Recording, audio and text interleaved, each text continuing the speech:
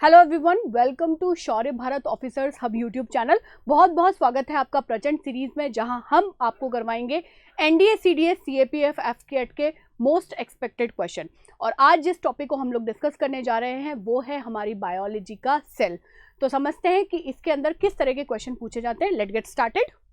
पहला क्वेश्चन, तो सबसे पहला क्वेश्चन है, the living content of cell is called protoplasm. It is composed of only cytoplasm, cytoplasm and nucleoplasm, only nucleoplasm, cytoplasm, nucleoplasm and other organelle। तो सबसे पहले cytoplasm और प्रोटोप्लाज्म को समझते हैं।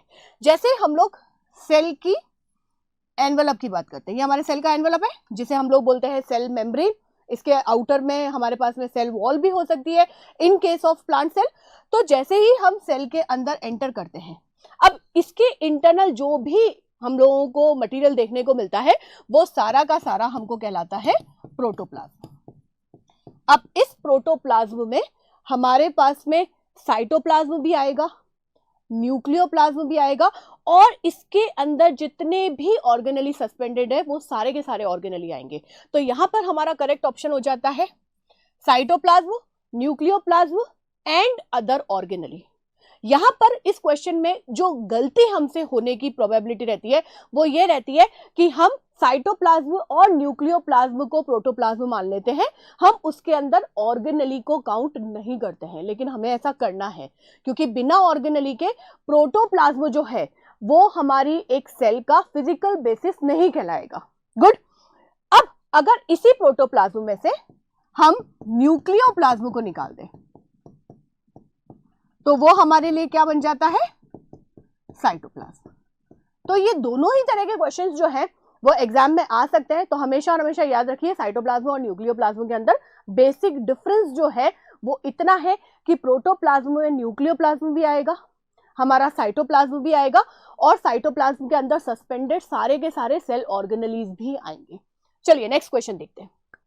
Next question is, which one of the following structure or component is not always present in living cell. ये NDA 2021 के अंदर आया हुआ क्वेश्चन है हमारा। अब यहां पर बात हमारी लिविंग सेल की हो रही है। तो लिविंग सेल के अंदर ऐसा कौन सा कंपोनेंट है जो कभी प्रेजेंट हो भी सकता है और कभी प्रेजेंट नहीं भी हो सकता है? तो पहला ऑप्शन है हमारा cell wall, then plasma membrane, cytoplasm और फिर जेनेटिक मटेरियल। प्लाज्मा मेम्ब्रेन हमेशा और हमेशा होगी। अगर प्लाज्मा मेम्ब्रेन नहीं है तो बिना बाउंड्री के तो सेल हो ही नहीं सकती।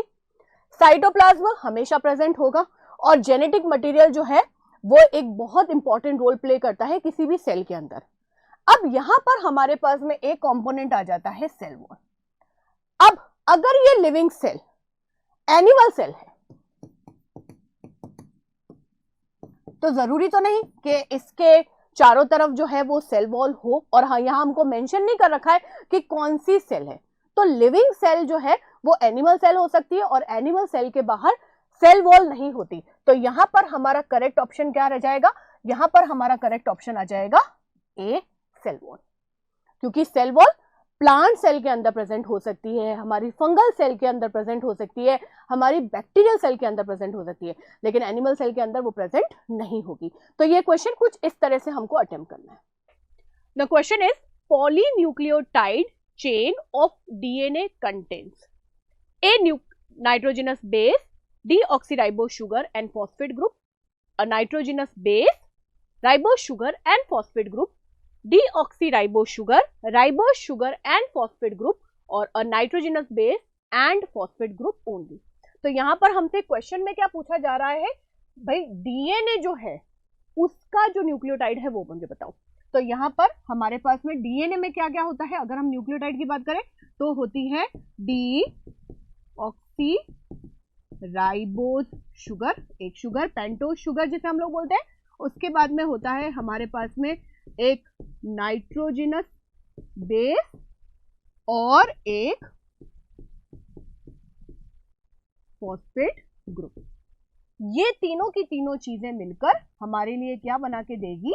एक न्यूक्लियोटाइड। तो यहां ऑप्शन में देख लेते हैं, a nitrogenous base, deoxyribose sugar and a phosphate group. ये वाला ऑप्शन ए करेक्ट हो जाएगा। अब ऐसे ही न्यूक्लियोटाइड जब एक के साथ में एक जुड़ते हैं तब हमको क्या मिलेगा, एक पॉलीन्यूक्लियोटाइड, और उसी को हम लोग अपना न्यूक्लिक एसिड बोलते हैं। यहां पर ये जो बॉन्ड है इसको भी बहुत अच्छी तरह से याद रखना है। This is phosphodiester bond. तो ये इस तरह से हमको ये सब चीजें याद रखनी है। अब इसी क्वेश्चन को हम लोग थोड़ा सा चेंज करते हैं और यहां पर डीएनए की जगह हम लोग ले लेते हैं आरएनए। तो अगर हमसे आरएनए को लेकर ये क्वेश्चन पूछा जाए तो हमारा ऑप्शन क्या हो जाएगा, अब हमारा आंसर हो जाएगा अ नाइट्रोजनस बेस, आरएनए के अंदर होती है राइबोज शुगर और एक फॉस्फेट ग्रुप, फॉस्फोडाइएस्टर बॉन्ड दोनों के अंदर सेम रहेगा। तो इनको इस तरह से तैयार करना होता है कि हमसे डीएनए पूछे या आरएनए पूछे, हमारा आंसर बिल्कुल ऐसे क्विकली निकल जाना चाहिए। चलिए अब यहां पर हमको मिक्स एंड मैच वाला जो गेम होता है वो थोड़ा सा यहाँ पे खेलना पड़ेगा। इस तरह के क्वेश्चन एनडीए और सीडीएस दोनों में ही पूछे जाते हैं। अब इनको करने की जो ट्रिक है वो ये है कि पहले आपको ऑप्शन नहीं देखने, इसी वजह से मैंने यहाँ पर ऑप्शंस नहीं लगाए, वो नेक्स्ट स्लाइड में हमको देखने को मिलेंगे। पहले हम जो हमको लिस्ट दी हुई है उसको मैच करेंगे, अपना ऑप्शन निकालेंगे और फिर उसको आंसर में देखेंगे।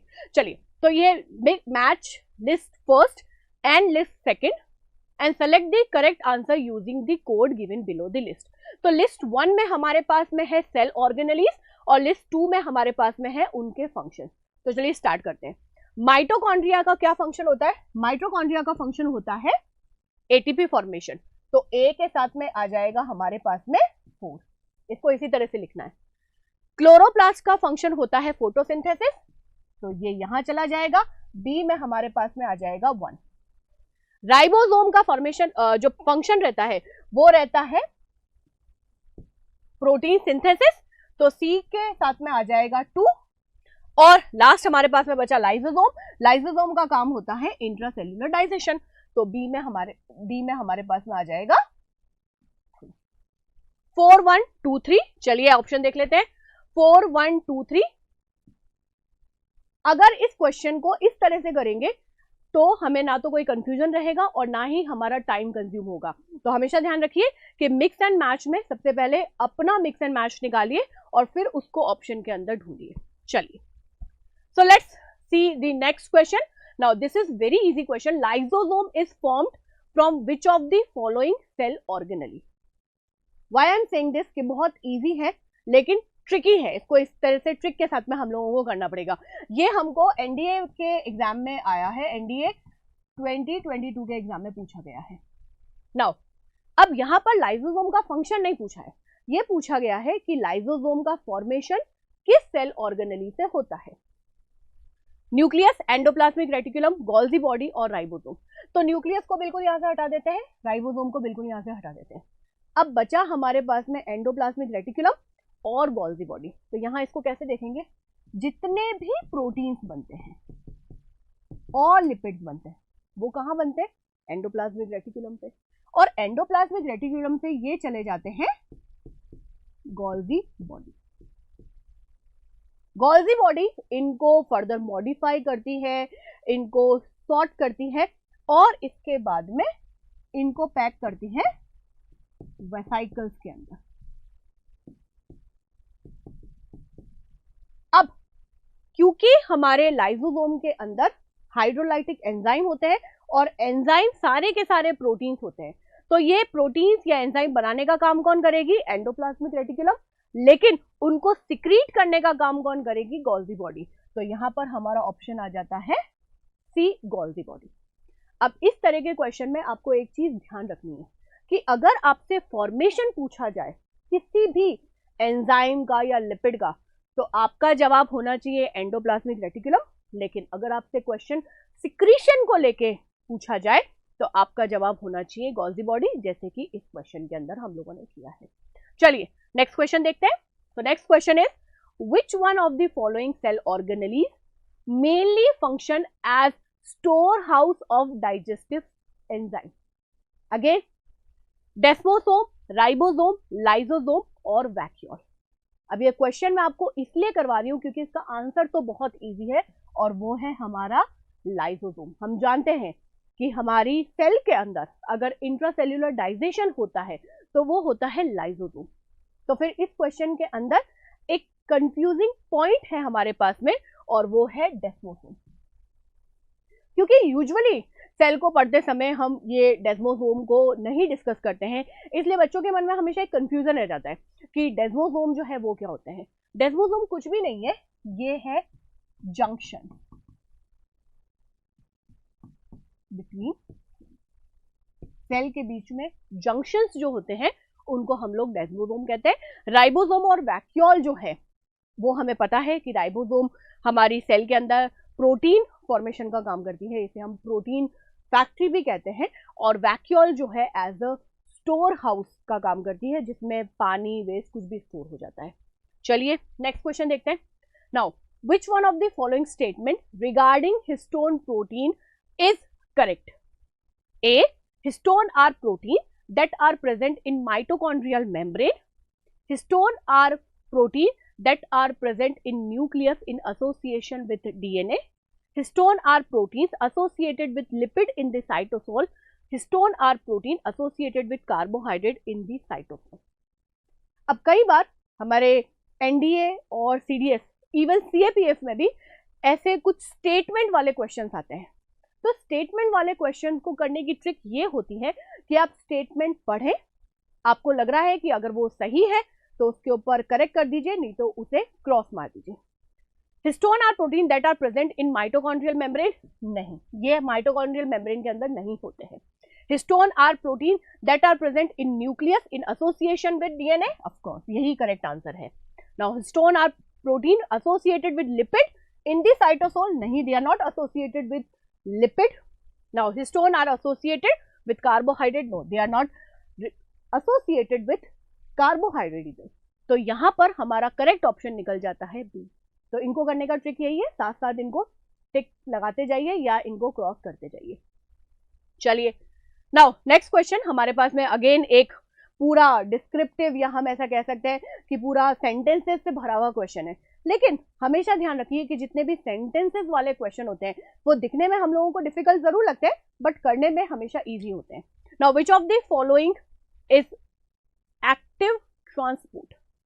एक्टिव ट्रांसपोर्ट, तो जब भी हम एक्टिव की बात करते हैं इसके अंदर एनर्जी जरूर इन्वॉल्व होती है। Now look at the options. It is the movement of a substance against a diffusion gradient with the use of energy. It is the movement of substance against a diffusion gradient without the use of energy. It is the movement of a substance along a diffusion gradient with a use of energy. It is the movement of a substance along a diffusion gradient with the use of energy. तो हमको क्या यहाँ पर इस question में देखना है, जब भी हम एनर्जी की बात करेंगे तो आपको एनर्जी कहाँ लगानी पड़ेगी? आपको एनर्जी वहां लगानी पड़ेगी जब आप अगेंस्ट द डिफ्यूजन ग्रेडियंट काम करते हैं। तो यहाँ पर हमारा ऑप्शन ए करेक्ट हो जाएगा, क्योंकि along the diffusion gradient that means from higher concentration to lower concentration जाने के लिए आपको किसी भी एनर्जी की जरूरत नहीं होगी। तो बाकी सारे के सारे ऑप्शंस हमारे यहाँ पर गलत हो जाएंगे और यहाँ पर अगेंस्ट डिफ्यूजन ग्रेडियंट है तो एनर्जी का इस्तेमाल करना पड़ेगा। This is all about active transport. देखा, मैंने कहा था ना आपको कि इस तरह के क्वेश्चंस हमको देखने में लगते हैं डरावने हैं, थोड़े से हमको डरा देते हैं, ओ इतना बड़ा क्वेश्चन टाइम कंज्यूमिंग है, लेकिन फटाफट इजी तरीके से इसको सॉल्व कर सकते हैं। Next question is chlorophyll in photosynthetic prokaryotic bacteria is associated with, ये हमारा सीएपीएफ में आया हुआ क्वेश्चन है। प्लास्टिड, मेम्ब्रेनस वेसिकल, न्यूक्लियोइड और क्रोमोसोम। अब आप सोचेंगे मैम ये तो इतना इजी क्वेश्चन आप लेकर आ गए, क्लोरोफिल तो हम लोग जानते हैं, chlorophyll that are associated with chloroplast only, लेकिन यहाँ पर ट्रिक बैक्टीरिया के अंदर है। अब बैक्टीरिया के अंदर क्या ट्रिक है? बैक्टीरिया एक प्रोकैरियोट है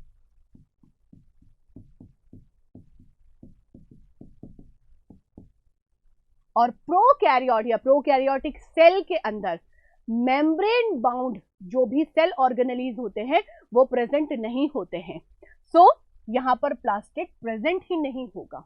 अब ऐसी कंडीशन में जो हमारा क्लोरोफिल होगा वो कहां पर पाया जाएगा? एक मेम्ब्रेनस वेसाइकल के अंदर। जैसे कि हमने पढ़ा भी है कि जो भी प्रोकैरियोटिक सेल होती है उसके अंदर तो एक मेम्ब्रेन बाउंड न्यूक्लियस भी नहीं होता है, और वहां पर जो जेनेटिक मटेरियल होता है वो पूरा साइटोप्लाज्म के अंदर नेकेड रहता है, और उस सेक्शन को हम लोग क्या बोलते हैं, न्यूक्लियस। तो जब न्यूक्लियस नहीं है तो प्लास्टिड होने का तो सवाल ही नहीं होता। तो इसीलिए अगर इस तरह का बहुत इजी क्वेश्चन भी आपके सामने आता है तो जरूर सोचिएगा कि 1 मिनट दिमाग लगा के, पूरा टाइम लगा के इसको अच्छे से पढ़े और देखें कि हमारे पास में सेल कौन सी पूछी गई है। अगर यही प्लांट सेल होती तो हमारा सीधा का सीधा आंसर प्लास्टिड हो जाता। सो next question is, in human being the chromosome that determine the birth of a normal female child are। अब यहाँ पे हमसे बात फीमेल चाइल्ड की हो रही है, तो पहले फीमेल चाइल्ड जो है उसका क्रोमोसोम का अरेंजमेंट देख लेते हैं। तो उसके क्रोमोसोम को हम लोग ऐसे लिखते हैं 44XX। तो 44 जो है वो हमारे पास में ऑटोसोम है और XX है हमारे पास में सेक्स क्रोमोसोम। अब इन दो एक्स में से एक एक्स जो है वो फादर से आता है और एक एक्स आता है मदर से। अगर ये कॉन्सेप्ट हम लोगों ने यही क्लियर कर दिया तो बस ये स्टेटमेंट सिर्फ हमको पढ़ के और अपने आंसर को यहां पर करेक्टली टिक करना है। 1X chromosome from mother and 1X chromosome for father. खत्म। जब आपका आंसर फर्स्ट में आपको यही मिल गया तो आपको बाकी के 3 स्टेटमेंट पढ़ने की जरूरत भी नहीं है। लेकिन क्योंकि हम लोग प्रैक्टिस कर रहे हैं एक बार तीनों स्टेटमेंट्स को पढ़ के देख लेते हैं। 1X chromosome from mother and Y chromosome from father. No, क्योंकि अगर Y क्रोमोसोम यहां पर आ गया तो ये हमको देगा एक बॉय, ना कि girl. 2X chromosome from mother and 1X chromosome from father. No, that means triple X हो जाएगा। 1X chromosome and 1Y chromosome from father and 1X chromosome from mother. नहीं, तो ये तो हमारे पास में कुछ इस तरह की सिचुएशन हो जाएगी जो कि पॉसिबल ही नहीं है। तो इसलिए सीधा सीधा आंसर हमारा आ जाएगा ए, 1 from X and 1X from father. इसके साथ में मैं एक क्वेश्चन आपको और मेंशन करना चाहूंगी यहाँ पर। एक बार क्वेश्चन आया था कि जो भी चाइल्ड होता है उसका जो सेक्स डिटर्मिनेशन होता है वो किसके क्रोमोसोम के ऊपर डिपेंड करता है। तो यहाँ आपका आंसर होना चाहिए फादर के क्रोमोसोम, क्योंकि फादर के पास में एक X है एक Y है अपनी अपकमिंग चाइल्ड को देने के लिए, जबकि मदर के पास में दोनों के दोनों X है। तो यहाँ पर हमारा ये जो Y वाला क्रोमोसोम है ये डिटरमाइन करता है कि होने वाला जो चाइल्ड है वो बॉय होगा या फिर गर्ल होगा। Next question is, within an animal cell the most abundant inorganic constituent of protoplasm is। तो यहाँ पे मेंशन कर दिया, देखिए एनिमल सेल की बात कर रहे हैं। Options are sodium and potassium salt, water, iron और फॉस्फेट। तो यहाँ पर हमसे पूछा गया है इनऑर्गेनिक कॉन्स्टिट्यूएंट प्रोटोप्लाज्म का क्या होता है। प्रोटोप्लाज्म के अंदर सबसे ज्यादा क्वांटिटी में जो हमको मिलेगा वो मिलता है वाटर। अप्रॉक्स 90% तक हम लोगों को सिर्फ और सिर्फ वाटर मिलता है। तो आपसे मोस्ट इंपॉर्टेंट कॉन्स्टिट्यूएंट पूछा जाए, इनऑर्गेनिक लगा दिया तो यहाँ पर सोडियम और पोटेशियम पे शिफ्ट मत हो जाइएगा, ये हमेशा और हमेशा वाटर ही रहेगा। सो स्टूडेंट, हम किसी भी एग्जाम की तैयारी करें, एक चीज जो हमें सबसे ज्यादा डराती है वो है हमारी जीके। और जीके के अंदर भी एक सेक्शन होता है जिससे हम लोग सब और भी ज्यादा डर जाते हैं, वो है हमारा करंट अफेयर्स। क्योंकि करंट अफेयर्स जो है वो अनलिमिटेड होता है। हमको समझ में ही नहीं आता कि हम करंट अफेयर्स कहाँ से पढ़ें, कैसे पढ़ें, कौन से सोर्स जो है वो ज्यादा रिलायबल है या कौन सा सोर्स हमारे लिए ज्यादा अप्रोप्रिएट है। तो आपके इसी डर को भगाने के लिए शौर्य भारत लेकर आया है डेली न्यूज़पेपर एनालिसिस, और इसके अंदर अमित सर रोज आपको जो डेली न्यूज़पेपर है उसकी इंपॉर्टेंट न्यूज़ शेयर करेंगे, और ना सिर्फ शेयर करेंगे, उन न्यूज़ के पीछे का आपको बैकग्राउंड बताएंगे, जिससे आपका करंट अफेयर्स वाला जो सेक्शन है बेटा वो बिल्कुल बहुत इजीली तैयार हो जाएगा।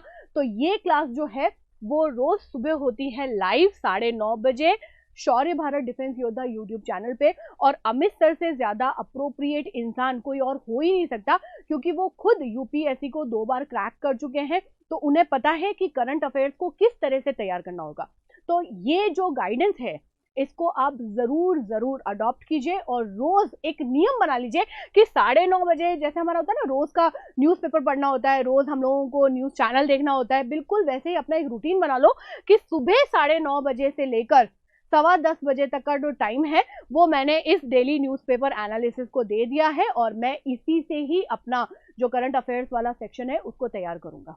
चलिए अब क्वेश्चंस का जो सिलसिला है उसको आगे बढ़ाते हैं और देखते हैं नेक्स्ट क्वेश्चन हमसे क्या पूछना चाहता है। So next question is, which of the following group is present in animal cells? तो जब भी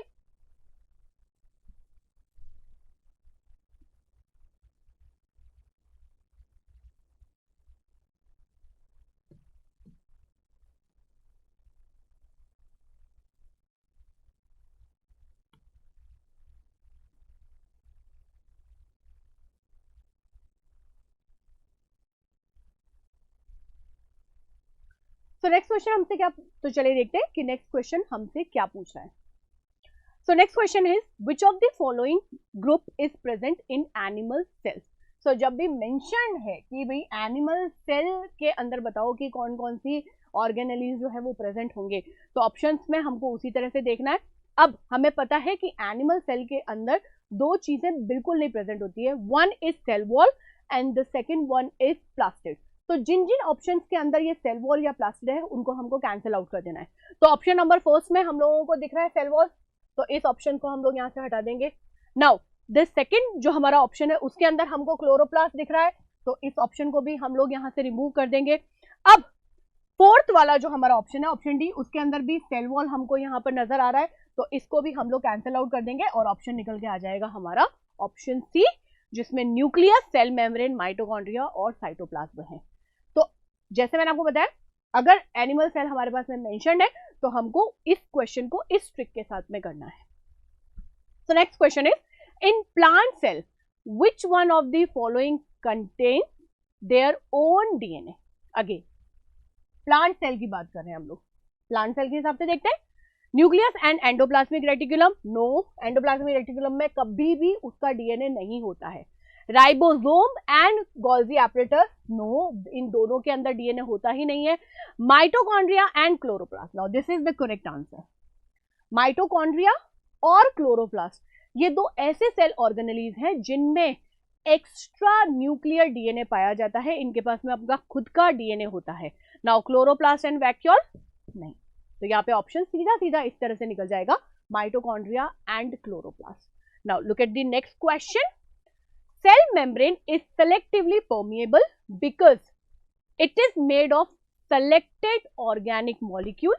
B, it does not allow transport of some substance from region of higher concentration to the region of lower concentration.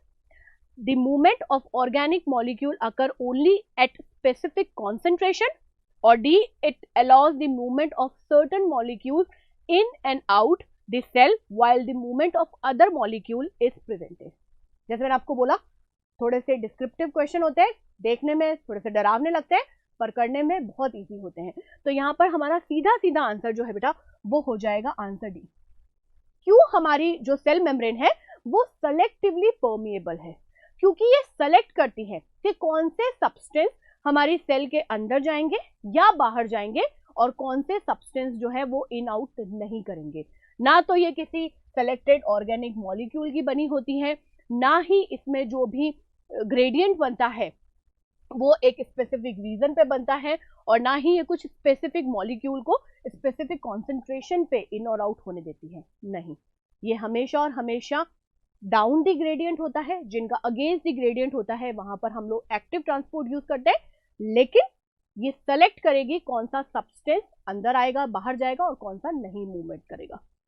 So next one is which of the following contain enzyme for cellular respiration? ये question CAPF, CDS और NDA के जो question बनाने वाले examiner है उनका favourite question है, क्योंकि हर साल एक एग्जाम के अंदर ये क्वेश्चन पूछा जाता है, और कई बार तो ऐसा होता है एनडी और सीडीएस में दोनों सेम ईयर पे सेम टाइम पर ये क्वेश्चन एज इट इज आ जाता है।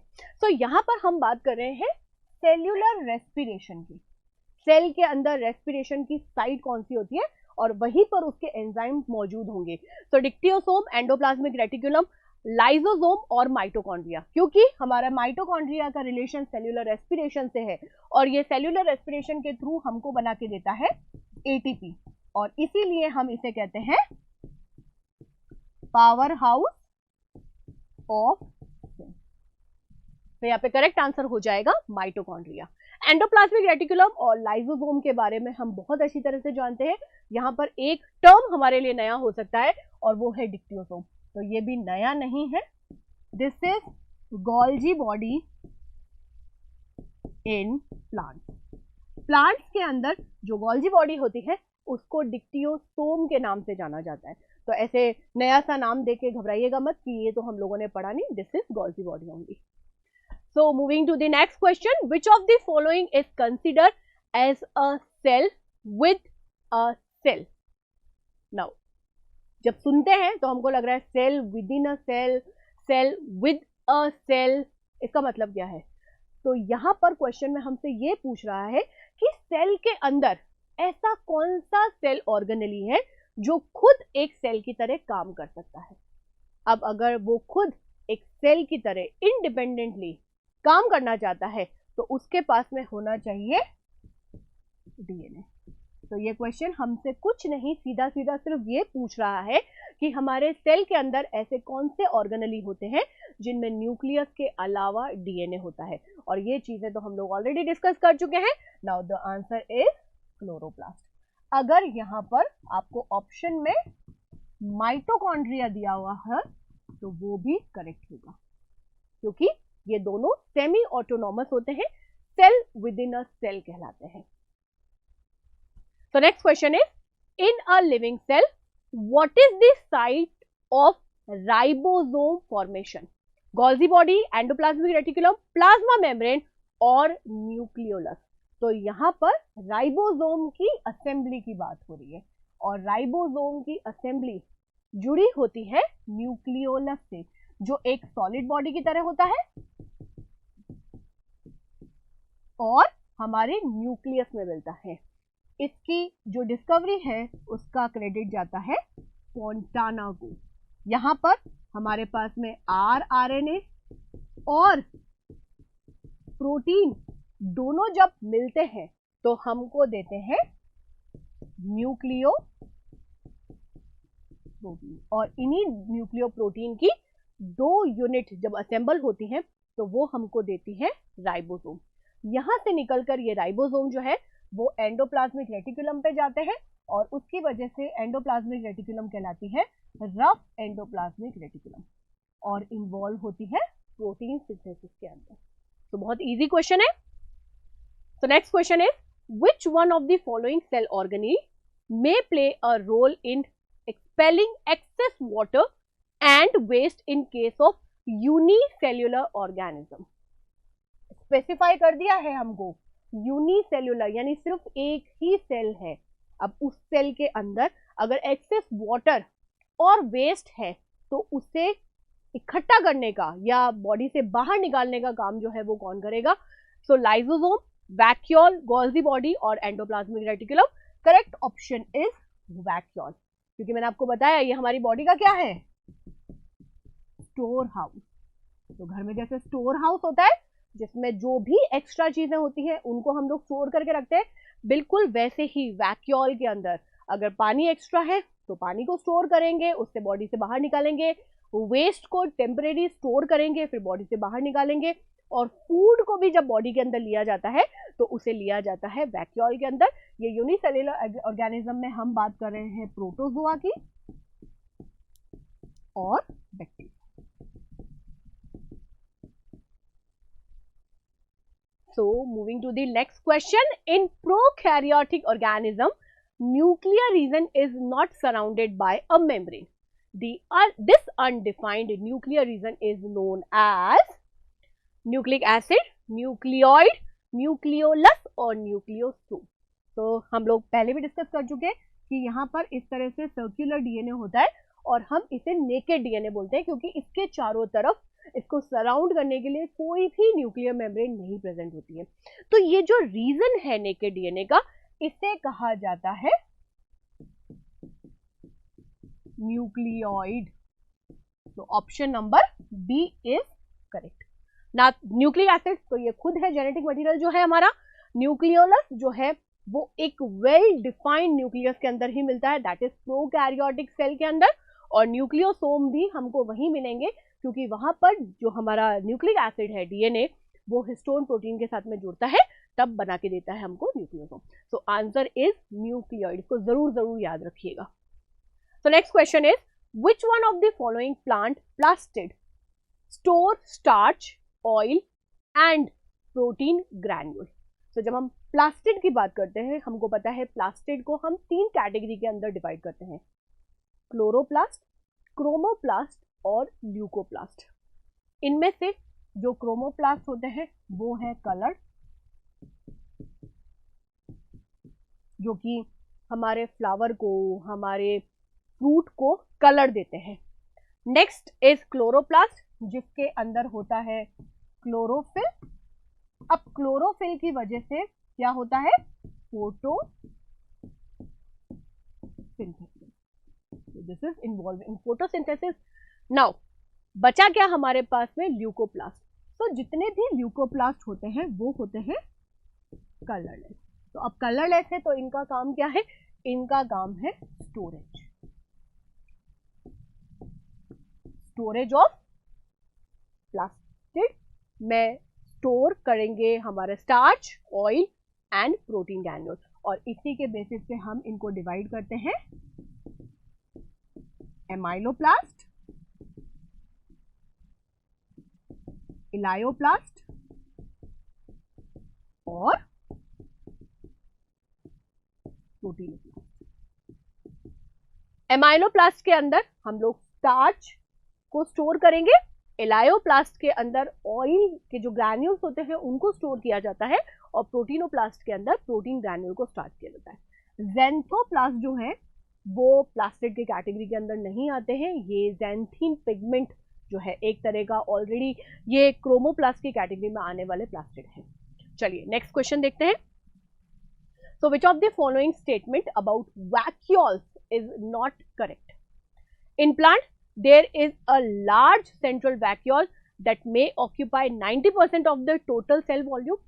करेक्ट स्टेटमेंट है। मैंने आपसे बताया कि स्टेटमेंट वाले जितने भी क्वेश्चंस होते हैं उनको यही करना है, स्टेटमेंट पढ़ते जाइए, राइट या रॉन्ग को मार्क करते जाइए। So next statement is in plant cell vacuole provide turgidity and rigidity. बिल्कुल करेक्ट स्टेटमेंट है। In amoeba vacuole have role in nutrition of course, और इसको हम लोग बोलते हैं food vacuole. Now the last one is vacuole are absent in animal cell. नहीं, ये एब्सोल्युटली रॉन्ग स्टेटमेंट है। हम कई बार पढ़ते भी हैं, किसी सोर्सेज में लिखा हुआ होता है कि वैक्यूल्स जो होते हैं वो एनिमल सेल के अंदर प्रेजेंट नहीं होते हैं। ऐसा नहीं है, एनिमल सेल के अंदर भी वैक्यूल प्रेजेंट होते हैं, लेकिन उनका साइज जो होता है वो as compare to plant cell छोटा होता है और इनका जो नंबर होता है वो प्लांट सेल के कंपैरेटिवली ज्यादा होता है। प्लांट सेल के अंदर हमेशा और हमेशा सेंटर में एक वैक्यूल मिलती है और इसी सेंट्रलाइज्ड वैक्यूल की वजह से प्लांट सेल का जो न्यूक्लियस होता है वो थोड़ा सा साइड में होता है। So next question is a cell is unable to synthesize lipid, which of its cell organelle might be defective? So lipid के मेटाबॉलिज्म से जुड़ा हुआ सेल ऑर्गेनेली कौन सा है? Smooth endoplasmic reticulum, Golgi body, lysosome और माइटोकॉन्ड्रिया। तो यहाँ पे हमारा करेक्ट आंसर हो जाएगा स्मूथ एंडोप्लाज्मिक रेटिकुलम। वहीं अगर इस क्वेश्चन को हम लिपिड की जगह प्रोटीन से देखें तो तब हमारा आंसर हो जाएगा रफ एंडोप्लाज्मिक रेटिकुलम, क्योंकि लिपिड का जो प्रोडक्शन है वो होता है स्मूथ एंडोप्लाज्मिक रेटिकुलम पे, जबकि प्रोटीन का प्रोडक्शन होता है लिपिड का जो प्रोडक्शन होता है, क्योंकि लिपिड का जो प्रोडक्शन होता है वो होता है स्मूथ एंडोप्लाज्मिक रेटिकुलम पे, जबकि प्रोटीन का प्रोडक्शन होता है रफ एंडोप्लाज्मिक रेटिकुलम पे। चलिए नेक्स्ट क्वेश्चन देखते हैं। तो next question is which one of the following statement about animal cell and plant cell is correct. यहाँ पे हमको दोनों तरह की सेल को कंसिडर करना पड़ेगा, एक एक करके स्टेटमेंट पढ़ते हैं।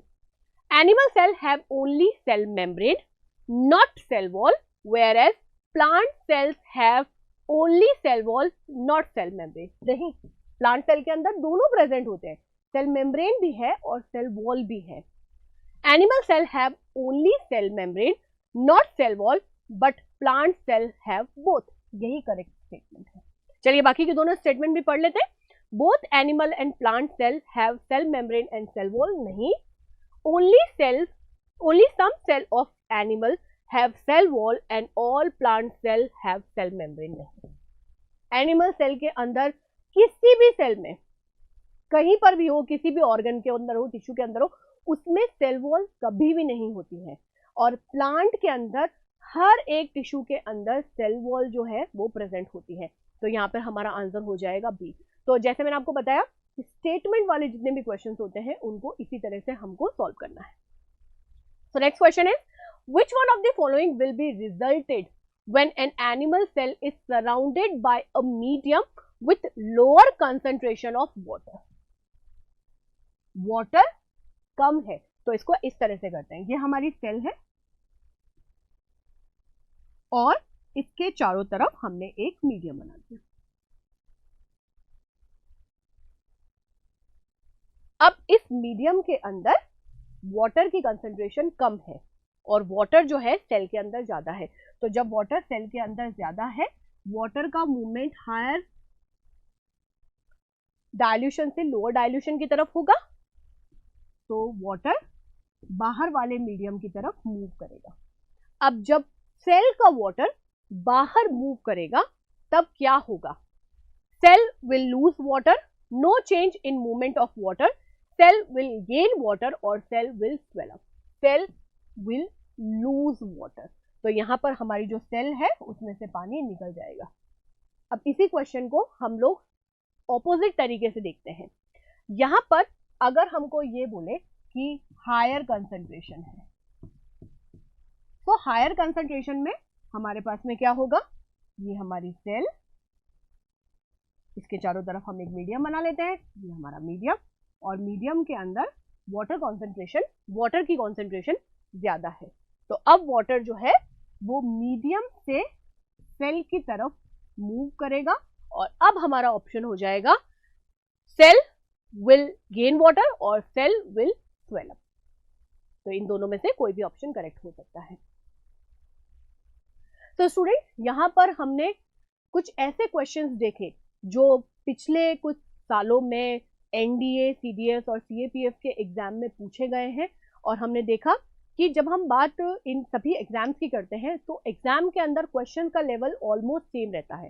क्वेश्चन कॉन्सेप्ट पे ज्यादा पूछे जाते हैं, कुछ क्वेश्चन ऐसे हो सकते हैं जो कि डिस्क्रिप्टिव हो लेकिन उनको करना बहुत इजी होता है। ये हमने आज की इस सेक्शन के अंदर यहाँ पर सीखा। अब ऐसे ही बहुत ज्यादा क्वेश्चंस को और इतना अच्छा कंटेंट जो है वो आपको कहाँ मिलेगा? तो उसके लिए आपको कुछ नहीं करना है, आपको ये ऐप डाउनलोड करनी है अपने प्ले स्टोर से, Shaurya Bharat defence exam and learning app. इस ऐप को डाउनलोड करने के बाद में आप अपने एनडीए, सीडीएस और सीएपीएफ जैसे एग्जाम्स की तैयारी घर बैठे आराम से कर सकते हैं, क्योंकि इस ऐप के अंदर आपको मिलते हैं बहुत वंडरफुल फीचर्स जैसे कि e books, video lecture, practice test, live classes, live exam और उसके साथ में डाउट बॉक्स। तो डाउट बॉक्स में आप कहीं पर भी पढ़ रहे हो, आपके मन में कोई भी क्वेश्चन आए या पढ़ते पढ़ते आपको कोई डाउट फेस हो, तो आप उस डाउट बॉक्स को सीधा इस डाउट बॉक्स के थ्रू हम तक पहुंचा सकते हैं और जो भी कंसर्न फैकल्टी होगी वो इस डाउट को सॉल्व करके आपको पहुंचाएगी। इसके साथ साथ all India super test series के थ्रू हम ये पता लगा सकते हैं कि हमारी तैयारी जो है वो अपने अपकमिंग एग्जाम को लेकर कितनी ज्यादा अप्रोप्रिएट है। तो डियर स्टूडेंट, आज ही डाउनलोड कीजिए Shaurya Bharat defence exam learning app और करें अपने ऑफिसर बनने का सपना पूरा। जय हिंद, जय भारत।